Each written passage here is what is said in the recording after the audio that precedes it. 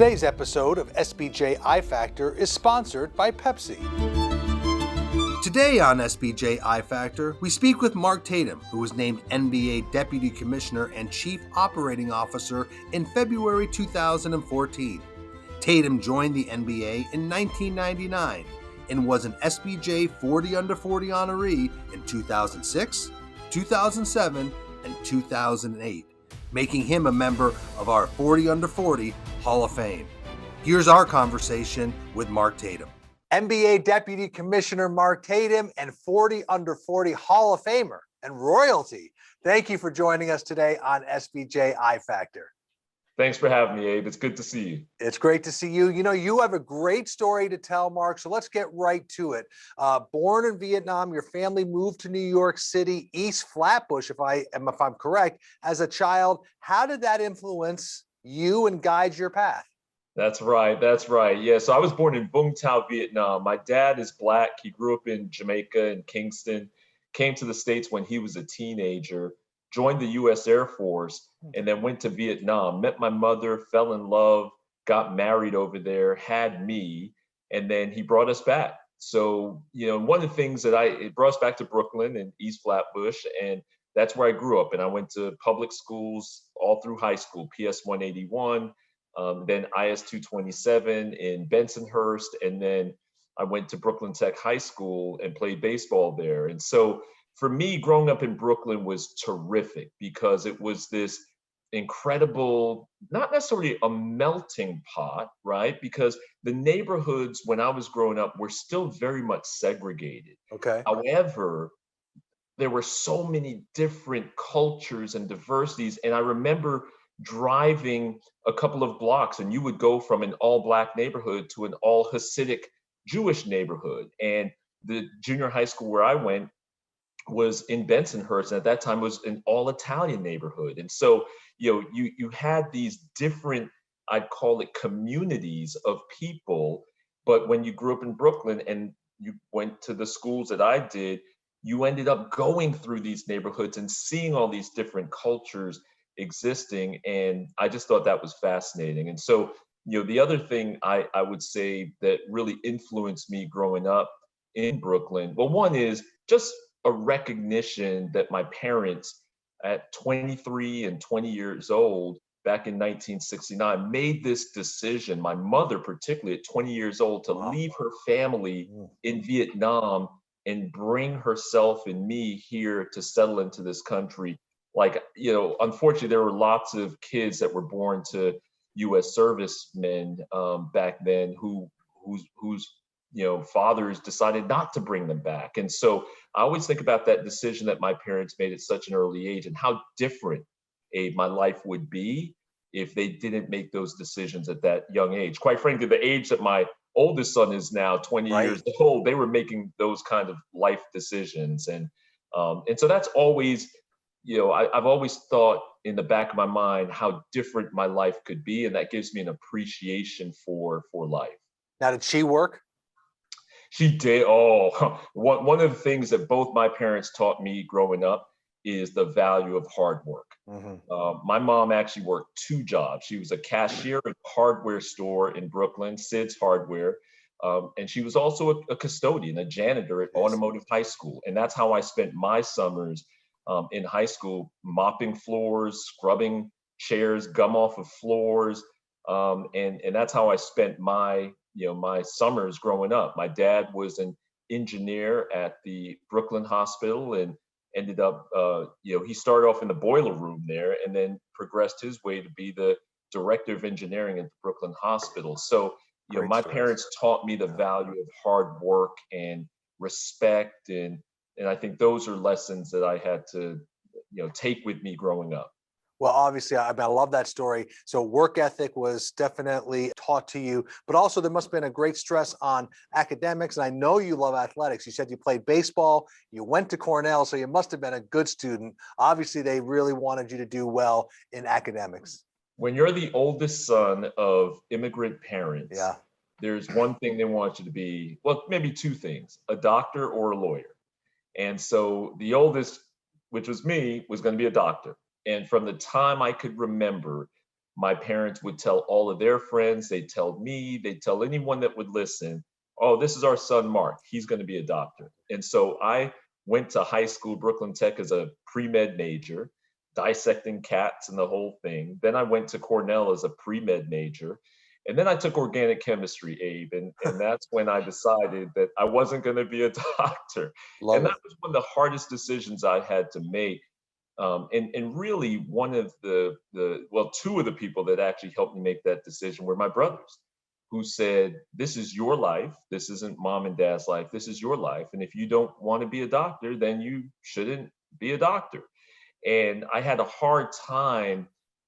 I remember the conversation had with mostly my dad. My mom was more understanding, but my dad, and that was one of the most difficult conversations I've ever had to have. But so that was my path. And then I didn't know what I wanted to do. But I got some great advice from the people at the Career Center office there, and they suggested me going into a path of business, and I ended up doing that. And the rest is history, as they say. So, but you played baseball at Cornell. I think you were an infielder, correct? That's right, second base. Yep. Second base. And, obviously, I know in your 40 under 40 write-ups, your greatest disappointment is that you couldn't become a professional athlete, but you went into sales, if I recall. I think you did some Clorox work and was it P&G, but you were focused on sales after college? That's right. That's right. So my first job after college was Procter and Gamble in their Okay. sales group, and they recruited on campus. And again, I had gotten this late start, right, in the business management world, because I did my first 2 years as a pre-med student. And so I then transferred into the undergraduate business management program at Cornell. And I needed some experience, some real experience from a company that was going to provide great training. And that's where I was so fortunate to land a job at Procter and Gamble, because they taught you the fundamentals of marketing, the fundamentals of selling. Quite frankly, frameworks that I still use to this day, I learned at Procter and Gamble, and how to handle objections and how to deal with partners and customers. And so I learned all of those things at Procter and Gamble. And then the Clorox company recruited me to be a region sales manager when I was 25 years old. And I then ended up having responsibility for all of Clorox's Kingsford division business in the Northeast. So it was about $100 million territory. Wow. That I was managing at 25 years old. But there was something there that was missing, and that was that, as you mentioned, I actually played sports growing up. I played baseball all my life, and played at Cornell, and I sports was in my blood. It was my passion, and I felt like, is there something I could be doing that was more along the lines of sports? And that's why I decided to go back to business school and get my MBA and pursue a career in sports marketing. But yes, but my experience and my foundation was in the consumer packaged goods world with Procter and Clorox. And so were you in New York at that time with P&G and Clorox? I was. My first territory in Procter and Gamble was actually called the Inner City Grocery Retail Organization. So I actually used to go into bodegas and Key Foods and C-Towns in New York City, actual supermarkets, and line up the Tide Bullseye on the shelf and deal with store managers and getting the product on the shelf. So those were my first jobs. And then my region sales manager job, I was based in New Jersey, but had responsibility for all the way up into the Northeast and Pennsylvania. You said you go back to business school, but you go to Harvard Business School. And I think you actually went to school with a number of people who are still your colleagues in the sports industry. I remember kind of a reunion of sorts at 40 under 40s with Harvard Business School graduates. But you also took a marketing internship at Pepsi, I think, during this time in sports marketing.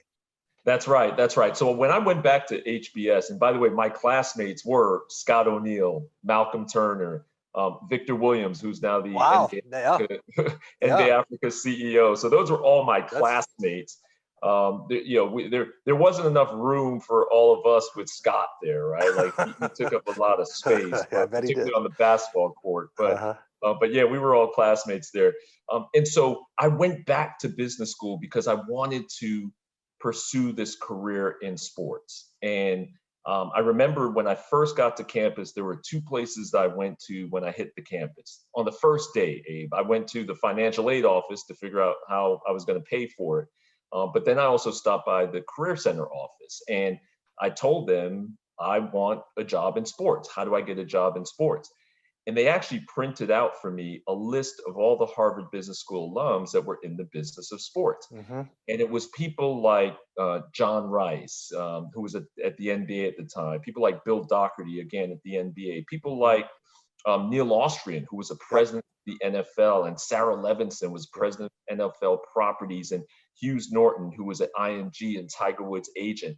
And I actually called these folks out of the blue. I just cold called them and said, I'm a student at HBS and I'm interested in sports, and will you give me some advice? And it was incredible how many people took my phone call, arranged meetings for me when I came back to New York, put me in touch with other people. And that's how I started building my network in sports. And the way the Pepsi opportunity came about is they were actually interviewing on campus for internships, and they liked my consumer packaged goods Right. experience with Procter and Gamble and Clorox. And so when I got the offer, it was with the Mountain Dew brand. And the guy who was the head of Mountain Dew was a guy named Dave Berwick, Mhm. and Wow. Yeah. he was a Harvard Business School alum. And I actually found out I was the only HBS person that year that they made an offer to for an internship. So I had a little bit of leverage, and I knew they had a sports marketing group. So I went to Dave and I said, I can't wait to work for Pepsi. Is it possible I could go do this internship in your sports marketing group? And he said, let me check. He checked with the head of sports marketing, a guy, Mike McCann at the time. And Mike said, absolutely. I'd love a intern, MBA intern from Harvard Business School. And I ended up going there and ended up, Pepsi at the time was a sponsor of Major League Baseball, Major League Soccer, NASCAR, Jeff Gordon. And I had the opportunity to work on those sponsorships. And my summer project was to, as you know, Major League Baseball and Little League Baseball were not connected back then in any real way. And so, but Pepsi had a sponsor of both Major League Baseball and Little League Baseball. And so my project was to create a marketing program that would connect the two. And I remember presenting to the president of Major League Baseball Properties that summer, a guy named Bob Gamgort. And Bob, after the meeting, I guess whatever I said impressed him. And he said, here's my business card. Stay in touch with me when you go back to school. And I stayed in touch with him. I ended up doing a field study project with him for academic credit in my second year with Malcolm Turner, who ended up Right. being president of the G League and the athletic director of Vanderbilt. And then Bob made me an offer to come work for him after I graduated. So that series of events led to my first job at Major League Baseball, working in the corporate sponsorship group. Right. So that was 98, I believe. And then you joined the NBA maybe a year or two later. Your great run at the NBA had you then become deputy commissioner in 2014, roughly, I believe. So great story to get to your path. And we'll talk about career advice and advice to young people to get involved in the business of sports. Because one of them to me is always to use your college alumni. And it looked like you did that very well. So you're in sports. You've been in sports for a number of years. Let's talk about leadership lessons and management lessons. You've been lucky to work for unbelievable leaders, David Stern, Adam Silver. What are the attributes of great leadership that you've seen in your career? I've been so lucky, as you said, Abe, to work for true visionaries and I think the greatest of all time in the sports industry and in any business, quite frankly. And so to me, those characteristics that they all exhibit are to have this vision, to be very inspirational, to see things that people don't see, to be able to see around the corner, and then to really, have compassion. I think that's one of the most underestimated things about leaders is the leaders that I've been most inspired by are those that have compassion. And that it's not necessarily the things that you see, but it's the things that you don't see that they do behind the scenes that they never are looking for credit or get credit for. But great leaders do that.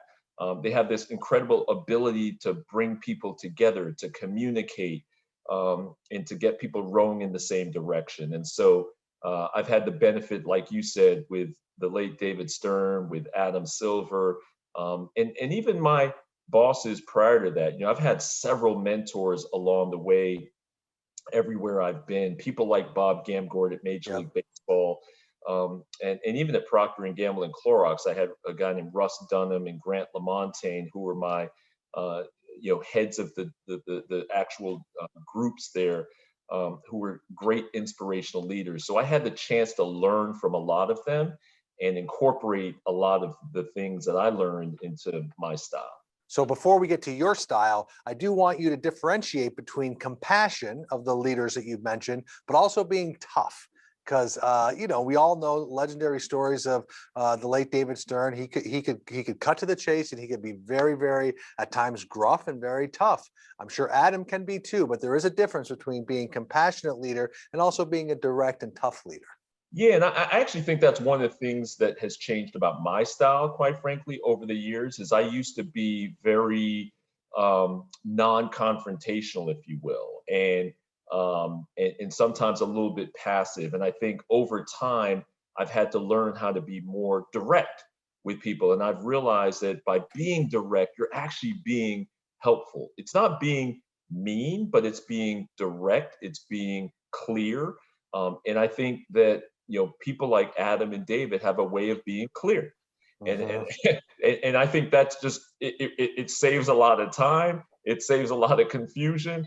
But the compassion that I'm talking about is, I think, a compassion for people and an Yes, understanding yes, for people. of So course. yes, you know, the leaders I've seen can be difficult on people, but then one of the things that people didn't see about David is after he would chew you out, he'd kind of come over and say, "How you doing, big guy? How are you doing?" Right. And he would check in on you, and so you knew that he was doing it in a way out of his passion for the business or the issue, but that he still cared about you. And I think that's there's a difference there in leaders such as that. I do like that differentiate. And the people I've talked to about you, who you've managed and who you've led, they all cited your style very approachable. I won't call it easygoing, but easy in terms of getting to know you and getting have a conversation with you. Also, they say you're much of a consensus builder. Has that style? Would you agree with that? And how has that changed over the years? I do. I do. I think, again, the way that I was raised is to respect everybody. And I have a true interest in getting to know people and listening Hmm. to them and understanding. And so and again, we talked a little bit about how I grew up with different cultures in my household and different perspectives. And I think I really do believe that getting those different perspectives from people makes you better, makes organizations better. And so my style is very much I want to hear from people. I want to listen from people. I want to learn from people, and then ultimately come to the right decision. And as I've said, I am much more of a consensus builder, and I like that. I've had to learn how to be, I think, a little bit more direct over time, to get to where we need to get to, sometimes a little bit quicker. But that's something that I think learned how to do over time as a leader, because sometimes the consensus building, it takes time, Yeah. right? It takes time, and sometimes when you have a lot on your plate, sometimes you have to cut to the chase and say, "Hey, I know where we're going to end up here, so let me help you get there." Right. But I always appreciate and value getting people's points of views there, because I think part of great leadership is having humility and recognizing that you can't possibly know everything. And so I think, and I learn from people every single day, right? Hmm. And I think that's what the ability to learn, the ability to really take things in and ingrain them, and is how you learn, quite frankly. So to me, those are all important things that I try to emulate in my style. the ethos of humility definitely runs in effective and successful leaders. I want to talk about really what you look for in people you're hiring. What are important attributes of people you want to bring onto your team? I look for people that have overcome adversity, Abe. I look for Okay. people that have demonstrated that they can get things done. And I also like people that have done things that have never been done before. People that have done things that have never been done before say a lot about a person, because those people have demonstrated that they have courage, that that they have the ability to uh, rally a group of people together to get something done, to have it start with an idea and then to get it done. And so, I've always thought about that Interesting. too. Yeah, I've always thought about that too, in terms of, as I look along my career, I like, and I've always had this mindset of, okay, what hasn't been done before, and how do I create those kinds of things? And it could be small things, right? And by the way, it doesn't need to be things that you completely invent, because I'm not necessarily a creative person. But I'll give you one example early on in my career, where when I first started at the NBA back in 1999, Major League Baseball had done something where they would allow their corporate sponsors to take batting practice on the field. And I'll never forget, at the All-Star game at Fenway Park, the baseball All-Star game at Fenway Park.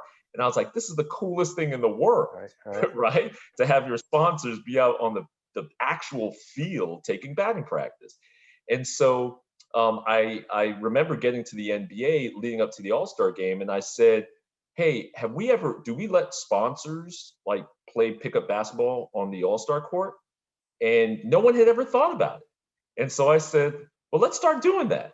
And 20 years later, we're still doing it. And it's a great thing. But I think people who apply certain programs or things, or who are creative and are solutions oriented, those are the kinds of people that I try to hire. And again, people who have overcome adversity to get things done, because I know that no matter what's thrown at them, I mean, one of the things that is that you can almost guarantee in our business is that there are going to be things that you cannot predict and things that you cannot expect, and how you deal with those things, I think, is critical and important. Like a global pandemic, right? So I mean, Like right. a global pandemic. And so Yeah. some of those things, Mark, though, that takes you some time to get to know the candidate. If you're really trying to dig into their story about where they've overcome adversity, and trying to spot creativity and being a solutions provider. So you have to have a pretty good eye for that. What is a quality you don't tolerate? What's a total turnoff for you when someone's coming to you to talk about a job? Yeah, that's a good question. I think people who are a little bit too cocky, a little, to me, I like modesty. And that's a turnoff to me when, and it's a balance, right? Because I think in interviews too, you want to talk about yourself, but I think it's how you talk about yourself. And so to me, that's one of the big turnoffs for me and I think when I'm interviewing people, there has to be that connection, but not in a comfortable way per se, but just does that person have values? Does that person respect people? I oftentimes, whenever I'm interviewing somebody, I'll ask my assistant, how did the person, Right. tell me about how the person treated you. Did they address you by name? Were they nice? I'll get little tips like that, Yeah. because I think that says a lot about a person. If they, and I've had that situation where my assistant said, yeah, the guy was a jerk. The Right. guy didn't say hello to me. The guy didn't say anything to me, and that tells me a lot about a person. Right. They may have been great and polite to you, but they didn't treat others well. And that's Absolutely. definitely a sign. As we wrap up here, Mark, a couple of other ones here. We talked about advice. And I know that between young people at Cornell, young people in your networks, friends of children of friends, they're probably all coming to you wanting to be the next Mark Tatum, wanting to be a deputy commissioner of a sports league. What advice do you have to young people to get into the business of sports? Yeah, one of the pieces of advice I give, particularly to young people, and this is, sometimes people don't know what they want to do. I always tell people, pursue your passion. I always tell people to pursue your passion because, one of the most important decisions I made in my career is I was at this pivotal moment at the Clorox company where I was doing really well, right? I was a 25-year-old region sales manager. My next job was to go into headquarters. I mean, I was being told I was on this fast track at the Clorox company. And that was very attractive. I decided to give all that up to go back to business school. Didn't know how I was going to pay for it, like I mentioned earlier, to pursue this dream of sports. And I didn't know anybody in the sports business, and I didn't know if I would ever get a job in sports. And so at the time, I was scared. Yeah. But it ended up working out. And to me, I think for young people in particular, I tell them life is too short. Pursue your passion. Go for it. And then, take advantage, as you mentioned earlier, of the networks that you have. I think people don't realize, quite frankly, how just how connected they are, how small the world is. That they are probably only 1 or 2 degrees away from somebody who can actually help them in the business of sports. And I think building those relationships is important, no matter what industry you're in, but particularly the sports industry. I love that story because you basically took a big risk and a big bet on yourself to give that position up, because I'm sure it was a nice career path to go to Harvard Business School, but also really jump into the unknown. So that's anything you wish you did differently, or anything you look back on and say, if I knew then what I know now, I would have done this. I believe that things happen for a reason, Abe. I really do. And, in everything that has ever seemed at the time like a big setback or disappointment has always ended up being okay. And so I think it's because of that I feel like things happen for a reason. And so, do I go back and think about, okay, I wish I could have gotten into the sports industry sooner?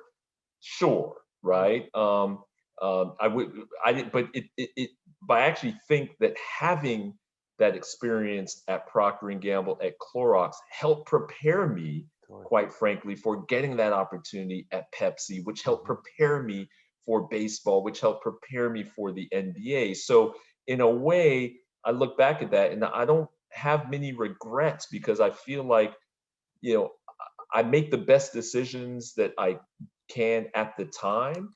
And I think that those always end up being where you're exactly what you're exactly supposed to do. And it ends up putting you exactly where you're supposed to be. And so I spend a lot of time trying to learn from those things, but I don't spend a lot of time regretting the things that happened or the things that I did or didn't do, because I think they all end up working out in the long term. Last 2 questions. You and I have spent a lot of time on this topic, and that is the diversifying the ranks of sports business, particularly at the executive level, but also throughout the sports business. Here we sit in June of 2021, Mark. What signs of optimism and hope that you see that the sports industry, the business side of sports, is becoming more diversified?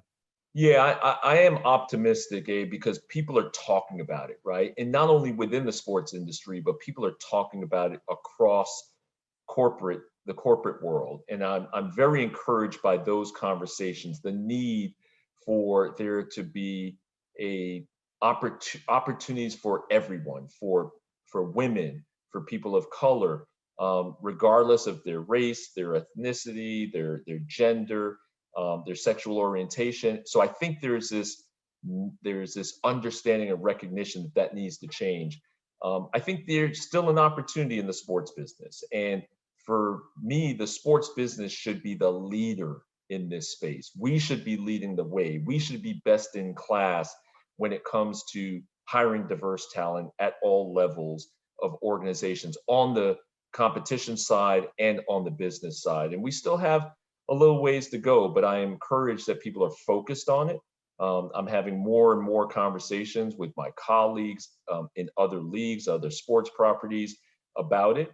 And I think we're seeing some rising emerging talent of diverse talent throughout the industry. I would agree there, specifically in our new program, New Voices Under 30, Mark, the diverse talent of young people who are getting involved in the business of sports is very, very encouraging. I would say that a lot of people would look at you as Deputy Commissioner of the NBA like you are in the perfect job. It's a great job. What a life. But let's talk really quickly and end with this. What's next for Mark Tatum? It is a great job, Abe. And what's next is whatever the commissioner says is next for me. I bet that's true. No, I love what I do. I think there's so much international expansion. As you know, I just came back from Rwanda and the successful completion of the first Basketball Africa League season, the raising of capital of NBA Africa to create a new NBA Africa entity there. And I think there's so much opportunity for us on the continent of Africa, but around the world internationally. And there's still plenty of runway for us here in the US. How we continue to engage with fans and consumers has just been fantastic. And so for me, I love what I do. I think there's so much more that we're going to continue to do here at the NBA, and I'm thrilled and looking forward to that. We've always had such an affable, fun, like I said, likable manner. So it looks like you love your job every time I see you. And I will say, like, we spent 30 minutes and I didn't even get to ask you a question about basketball. It's crazy, but it's great to hear your life story, your professional and personal journey. An SBJ 40 under 40 Hall of Famer, Mark Tatum, thank you for joining us today on the SBJ I Factor. It's great to see you. Thanks, Abe. Great to see you too. All right. Talk to you soon, my friend. See you, buddy. Thank you. Thanks for joining SBJ I Factor today. Remember to subscribe to SBJ I Factor wherever you listen to your podcasts, and listen to our future episodes that will hit every 2 weeks.